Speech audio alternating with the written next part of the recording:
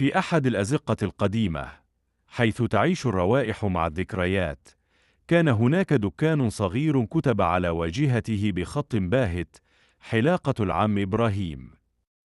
رجل عجوز صامت، لا يبتسم كثيرا، لكنه يمسك بالمقص كما يمسك الجراح بمشرطه. لا أحد يعرف ماضيه، ولا أحد يتجرأ على سؤاله. لكن في يوم من الأيام دخل شاب غريب إلى المحل، ومنذ تلك اللحظة تغير كل شيء. كان العم إبراهيم يعيش وحيدا، لا زوجة، لا أولاد، لا عائلة. دكانه هو بيته، وزبائنه هم صلته الوحيدة بالعالم. الناس تحلق عنده، لكن لا يتحدثون كثيرا، لأنهم يشعرون بشيء غريب في صوته، وكأن هناك ألمًا يخفيه خلف نبرة هادئة.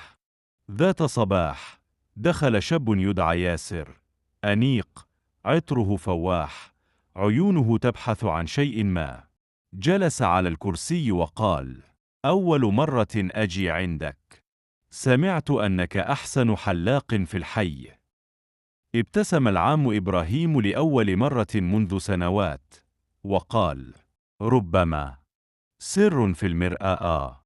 بينما كان الحلاق يقص شعر ياسر، لاحظ الأخير صورة قديمة معلقة على الجدار، لرجل يشبه العم إبراهيم لكنه أصغر عمرا، يقف بجانب شابة جميلة.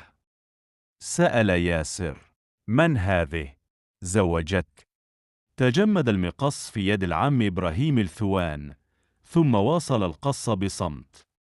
لكن ياسر لم يسكت. آسف لو أحرجتك، بس عيونك لما شفت الصورة تغيرت. أخذ الحلاق نفسا عميقا وقال بهدوء: كانت زوجتي، قتلوها. ذهل ياسر. مين؟ الزمان والناس. في الليل، بعد أن أغلق الدكان، جلس العم إبراهيم وبدأ يسترجع كل شيء. في شبابه كان يدعى إبراهيم الطيب، وكان يملك صالونا فخما في وسط المدينة. تزوج من ليل، فتاة من عائلة غنية، لكن أهلها لم يرضوا عن زواجهما. اتهموه بأنه طامع، وأجبروها على الانفصال.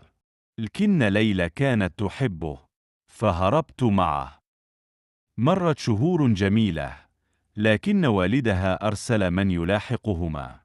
وفي إحدى الليالي، وهم في طريق العودة من السوق، تعرضا لهجوم. نجا هو، لكنها توفيت بين ذراعيه. منذ تلك اللحظة تغير كل شيء. أقسم أن يبتعد عن كل شيء، وغير اسمه، وفتح دكانا في حي بعيد. عاد ياسر في اليوم التالي، ومعه شيء غريب: صورة قديمة لامرأة تشبه ليل. قال له: هذه أمي. وجدتها بين أغراض جدتي، وكانت تحمل اسم ليلى عمران. وقالوا لي إن أبي كان حلاقا، اختفى بعد موتها. تجمد العم إبراهيم، نظر في عيني ياسر، وعرف الحقيقة. ياسر هو ابنه. جلس الاثنان في صمت، فقد صوت المقص كان يسمع. ثم قال إبراهيم بهدوء: كنت فأكر الدنيا خدتك مني، بس يمكن الله أراد يرجع لي روحي من خلالك. أصبح ياسر يأتي كل يوم، لا لحلاقة، بل للحديث، للضحك، ولترميم قلب مكسور منذ سنوات.